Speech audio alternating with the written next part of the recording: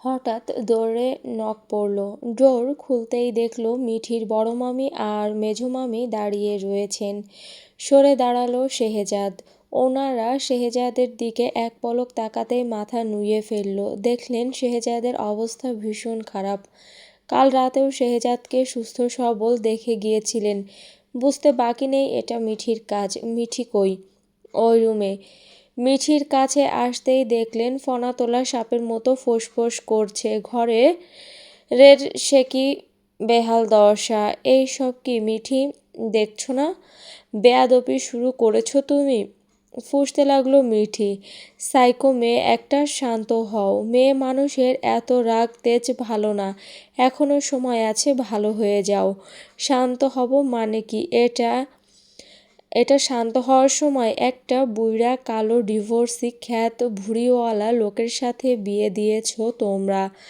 আমি কি এটা ডিজার্ভ করি? যা হওয়ার হয়েছে, মেনে নাও। এটা তোমার ভাগ্যে ছিল, আর এতে আমাদের কোনো হাত নেই। তোমার মা মামাদের কারসাজি এইসব। তোমার মা মামাদের মুখোমুখি হয়ে জিজ্ঞেস করো, আর ছেলেটার শরীরের এই হাল করেছ কেন? একদম ঠিক করেছি। একদম চুপ, অসভ্য মেয়ে একটা। ছেলেটার ভারী শরীর আদেও এইসব ক্ষত শুকাবে বলে মনে হয় তোমার? তাতে আমার কি? একদম চুপ করো। ডায়াবেটিস থাকলে তো আরও সমস্যা। পচে ক্যান্সারের দিকে চলে যেতে পারে। ছেলেটাকে এখন যত্ন করার মানুষও নই। আগে তো শাবনাম ছিল, সেই যত্ন আত্মি করত। বেশ করেছি। লোকটা কথায় কথায় প্রাক্তন স্ত্রীকে টেনে নিয়ে আসে। এত দরদ হলে আমাকে বিয়ে করলো কেন? যখন ভুলতেই পারবে না তাহলে কেন অন্যকে বিয়ে করে তার জীবন অধিকার চাওয়া পাওয়া নষ্ট করে তার জীবনটা বিষিয়ে দিচ্ছে? একটা মেয়ের কাছে কত যে কষ্টকর ব্যাপার এই জিনিসটা, সেটা কোনো ভাষায় প্রকাশ করা যাবে না। এখন নিশ্চয়ই তোমরা বলবে মেনে নিতে। আসলে কি মেনে নেওয়া এতই সোজা? পরকিয়া করে ভেগে গেছে, আবার আমার সামনে পরনারীর সুনাম করতে আসে। মিনিমাম লজ্জাটুকু থাকা উচিত লোকটার। একদম চুপ করো, বড্ড বার বেড়েছ। হেসে উঠলেন মেঝো মামি। বড়ভাবে একটা কথা শুনবে কি? ছ্যাঁত করে রেগে যাওয়া মেয়েদের কপালে খোঁচা মেরে রাগ তুলে দেওয়া জামাই জোটে আর বলে আমি কি করলাম? ঠিক বলেছ। এখন শেহজাদ মিঠিও তেমন। কিন্তু এখানে কথা হচ্ছে তাদের ডিভোর্স হয়েছে সপ্তাহ পেরোয়নি। বললেই তো আর আস্ত একটা মানুষকে ভুলে যাওয়া সম্ভব না। হ্যাঁ মিঠি, শোনো। তোমার মামারা গিয়েছে যখন তোমার বয়স 7। মিঠি শোনো, তোমার মা মারা গিয়েছে যখন তোমার বয়স 7 বছর। তখন আজ অবধি তোমার বাবা পেরেছে তোমার মাকে ভুলতে? তোমার বাবাকে একবার জিজ্ঞেস করো তো। এজন্যই মূলত তোমার সৎ মায়ের সাথে তোমার বাবার সম্পর্কটা ভালো না। তুমি যেমনটা চাও শেহজাদ তার প্রাক্তন স্ত্রীর কথা তোমার সামনে না বলুক, তেমনি মনিরাও এমনটা চায়। তুমি দেখো না, মনিরা তোমাকেও সহ্য করতে পারে না। আর এখানে শেহজাদের বিষয়টা হচ্ছে অন্যরকম। তার জীবন থেকে আস্ত একটা জলজান্ত মানুষ চলে গিয়েছে। এখনো সপ্তাহ পেরোয়নি। তাকে ভোলা কি এতই সহজ? আর তারা একসাথে 5 বছর একই বন্ধনে আবদ্ধ ছিল। তোমার সাথে তার সম্পর্কের এখনো 24 ঘন্টা হয়নি, তাতেই তুমি এমন করছো। এটা একদম ঠিক হচ্ছে না মিঠি। সাইকোর মতো কাজ করছো তুমি। তোমাকে সাইকোই বলা যায় এখন, এতে সন্দেহ নেই। আর শোনো, পুরুষ মানুষের ভালোবাসা মারাত্মক সুন্দর, যদি তুমি সেটা পাওয়ার যোগ্য হও। কাউকে নিয়ে সমালোচনা করাটা যতটা সহজ কাজ, তার জায়গায় দাঁড়িয়ে তার পরিস্থিতি বোঝা ততটাই কঠিন। তুমি তোমারটা ভাবছো, তারটা একবারও ভাবছো না তুমি। তুমি তার সাথে সাইকোর মতো আচরণ করলে তার তো প্রাক্তন স্ত্রীর কথা, তার আচার-আচরণ আর তার স্মৃতির কথা মনে পড়বেই, মিস করবেই। তাহলে সে কিভাবে ভুলবে? তুমি ভালো বিহেভিয়ার করো, দেখবে সে সব ভুলে তোমাকে নিয়ে ভালো আছে। আর একটা কথাই বলবো, শুধু তুমি একবার মনিরার জায়গায় নিজেকে কল্পনা করো, আর না হয় নিজের জায়গায় মনিরাকে কল্পনা করো, তাহলে সব কিছুর উত্তর পেয়ে যাবে। ওই খ্যাত বুইড়া লোকটার বউ কয় বছর ছিল? কেন 5 বছর? আচমকা শেহজাদের ড্রেসিং টেবিলের আয়নায় জোরে একটা পেপারওয়েট ছুঁড়ে মারতেই ভেঙে গেল। এইসব কি হচ্ছে মিঠি? 5 বছর তো কি হয়েছে? এতক্ষণ কি বুঝিয়েছি তোমাকে? নিশ্চয় ওই বুইড়া খ্যাতমার্কা লোকটার অনেকগুলো বাচ্চা কাচ্চাও আছে, তাই না? ঠিক লোকটার মতো কুচকুচে কালো। এখন ওদের সেবা যত্ন করতে হবে আমায়, তাই তো?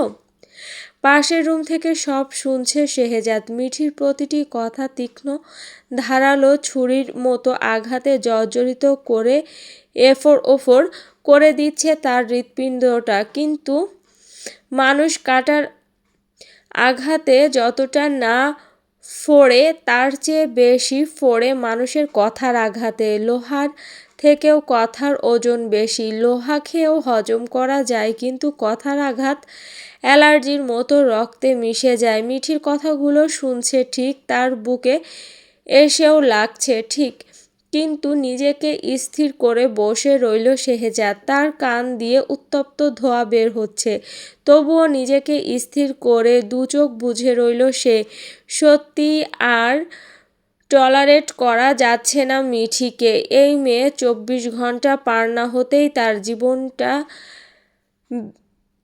ব্যবহৃত তেজপাতার মতো করে মূল্যহীন বানিয়ে দিল। পৃথিবীতে নিজেকে এখন সবচেয়ে অসহায় বলে মনে হচ্ছে শেহজাদের। সে নিজের রাগ, অভিমান, কষ্ট কাউকে দেখাতে পারে না। মিঠির মতো করে একটু চিৎকার করে কাঁদতে পারে না, শুধু চোখের জল লুকিয়ে স্থির থাকে। দীর্ঘশ্বাস ফেলে চোয়াল শক্ত করে বসে রইল। সে খুবই নম্র, ভদ্র, সহজ সরল, শালীন, বিনয়ী আর শান্ত মেজাজের মানুষ। তবে রাগ উঠলে আর কেউ থামাতে পারে না। মিঠিকে ছাড় দিচ্ছে নেহাতি। মেয়েটা বয়সে তার খুবই ছোট, বাচ্চা কাচ্চা নেই। 5 বছরের সংসার, বাচ্চা নেই মানে? নিশ্চয় মিথ্যা বলছো তোমরা। এই 3-4 বাচ্চার বাবার সাথে কেন বিয়ে দিল আমায়? আরে বোকা মেয়ে, বাচ্চা হয় না দেখেই তো শাবনাম ডিভোর্স দিয়ে চলে গেছে। মানে? বড় মামি মেজো মামিকে চোখ পাকালেন, নিষেধ করলেন না বলতে, তবুও পরোয়া না করে বলে দিলেন। মানে আর কি? শেহজাদ সন্তান জন্ম দিতে পারবে না, শবনম তো এমনটাই বলে গেল। আকস্মিক বিনা মেঘে বজ্রপাত হলো মিঠির মাথায়। চোয়াল শক্ত করে মাথা নুয়ে রাখল শেহজাদ। আচমকা ছুটে গেল মিঠি, শেহজাদের টি-শার্টের কলার চেপে ধরল। প্রতারক, ঠকবাজ, সব জায়গা দিয়ে আমাকে ঠকিয়েছে। কেন ঠকালেন? এখন কেন বলেননি? তখন কেন বলেননি? আপনার এত সমস্যা? সুন্দরী মেয়ে দেখলেই ভোগ করার জন্য জিভটা লকলকায়। নারী দেহ, লোভী পুরুষ। মিঠির মামিরা ছাড়িয়ে নিল মিঠিকে। শেহজাদের সুইসাইড করতে ইচ্ছে করছে, আর ভালো লাগছে না মিঠিকে, আর না এই জীবন। একটা নারী চাইলে একটা সংসারকে স্বর্গ বানাতে পারে, আবার নরকেও রূপান্তরিত করতে পারে। এছাড়াও স্বামী স্ত্রীর মতো সুন্দর আর হালাল সম্পর্ক পৃথিবীতে আর একটিও নেই। এ যেন পৃথিবীতেই জান্নাতের অনুভব। তেমনি সেই স্ত্রী যদি খারাপ হয়, তাহলে পৃথিবীটা জাহান্নামের অনুভব। তবে এই মুহূর্তে এই নরকে শেহজাদের আর সহ্য হচ্ছে না। অপমান, অপদস্থ, অসম্মান, অবহেলা সব মেনে নেওয়া যায়, কিন্তু নারীর হাতে একজন পুরুষ যখন অত্যাচারিত হয়, তখন নিজেকে কাপুরুষ, মেরুদণ্ডহীন এবং আত্মমর্যাদাহীন বলে মনে হয়। ইভেন হচ্ছেও এবং জীবনটাকে অনর্থক অর্থহীন বলেও মনে হচ্ছে। তবুও শেহজাদ ধৈর্য ধরে রয়েছে। তার ধৈর্যের পরীক্ষা নিচ্ছে মেয়েটা। আর কত ধৈর্য ধরা যায়? এককালে পুরুষেরা নির্যাতন করত নারীদেরকে, এখন নারীরা নির্যাতন করছে পুরুষদেরকে। বাহ, এমন যুগও এসে গেল, এমন দিনও দেখতে হলো। মনে হচ্ছে কিয়ামতের পূর্বাভাস। মিঠি সব এখন সহ্য করছে, তার মানে এই নয় যে আজীবন সহ্য করবে। সে রক্ত মাংসে গড়া এক মানুষ, পাথর নয়। সে সব আঘাত সয়ে নেওয়ার মন মানসিকতা রয়েছে। ডিভোর্সের ব্যবস্থা করো এক্ষুনি। আমি থাকবো না এই ঠকবাজ প্রতারক লোকটার সাথে। এই লোকটা আমায় ঠকিয়েছে, সব জায়গা দিয়ে ঠকিয়েছে সব। মিঠিকে টেনে নিয়ে এলো ওর মামিরা, বেডের উপর বসালেন। শান্ত হও মিঠি। মামিকে জড়িয়ে ধরে ডুকরে কেঁদে উঠল মিঠি। তার মরে যেতে ইচ্ছে করছে। লোকটার মধ্যে একটা গুণও নেই। কি দেখে লোকটার কাছে থাকবে সে? প্রতিবাদ করার সাহসটুকু যেই লোকের মধ্যে নেই, তার সাথে সারা জীবন কিভাবে পার করবে সে? পাগল পাগল লাগছে মিঠির। লোকটা একদিকে কুচকুচে কালো, আবার ডিভোর্সি, বয়স্ক, খ্যাতমার্কা, আরও পেটে একটা ভুঁড়িও রয়েছে। এখন নাকি সন্তানও জন্ম দিতে পারবে না। সব মানলেও এই সন্তান জন্মদানের ব্যাপারটা কি মানা যায়? একদম না। তাই তো শবনম পরকীয়া করে চলে গেছে। বেশ করেছে, সেও চলে যাবে, একদম থাকবে না। মিঠি শান্ত হও, গায়ে জ্বর এসেছে। মেজো মামি বললেন, এজন্যই এমন পাগলামি করছে।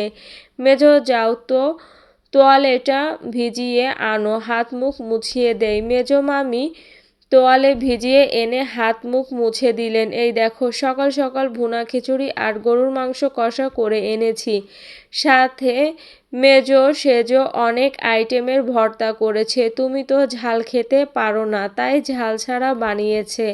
আর তোমার পছন্দের আলু বোখারার আচার, গরুর মাংসের আচারও এনেছি দেখো। আর এইসব কিছু করতেই অনেক বেলা হয়ে গেছে। বাসায় গ্যাসও ছিল না আজ। এখন খাবে, হা করো, পরেও কান্নাকাটি করতে পারবে, অনেক সময় আছে। খিদে নেই? হ্যাঁ, হা করো। বড় মামি নিজেই খাইয়ে দিতে লাগলেন। হিচকির জন্য খেতে পারছিল না মিঠি, বারবার নাক মুখে উঠে যাচ্ছিল, পানি পান করিয়ে দিলেন। মিঠি, বলো, তোমার গায়ের জামাটা তো খুব সুন্দর, কে দিয়েছে? আর কে দিবে? শেহজাদ। এত সকালে তোমার জন্য শপিং করেছে। মৌন রইল মিঠি। কিন্তু তুমি তো থ্রি পিস পরো না, আজ যে পরলে। কিছু বলল না মিঠি। বড় ভাবি দেখলো এক রাতেই বউয়ের জন্য কি মায়া হয়ে গিয়েছে শেহজাদের। শবনমের জামা কাপড় না দিয়ে সকাল সকাল নতুন জামা কাপড় শপিং করে নিয়ে এসেছে। দেখলাম তো। আর মিঠি তো থ্রি পিস দেখতেই পারে না, আজ দেখো পরেছে। হেসে উঠলেন বড় মামি। একদম চোখে শান্তি লাগার মতো ভীষণ সুন্দর একটা ড্রেস। গায়ের রং কালো হলে কি হবে? শেহজাদের পছন্দ আগ থেকেই দারুণ। আমার কি মনে হচ্ছে জানো বড় মামি, বড় ভাবি? কি? দুজন দুজনের মায়ায় পড়ে গেছে। বিশেষ করে মিঠি, দেখো না, শবনমের কথা শুনলেই স্যাঁত করে উঠছে, বলাই যাচ্ছে না। আমিও এমনটাই ভাবছি। আর স্বামী স্ত্রীর বন্ধন পবিত্র, এখানে আল্লাহর রহমত থাকে, তাই হয়তো অপরিচিত মানুষটাকেও আপন লাগে। এজন্যই বোধ হয় খুব দ্রুত দুজন দুজনের মায়ায় পড়ে গেছে।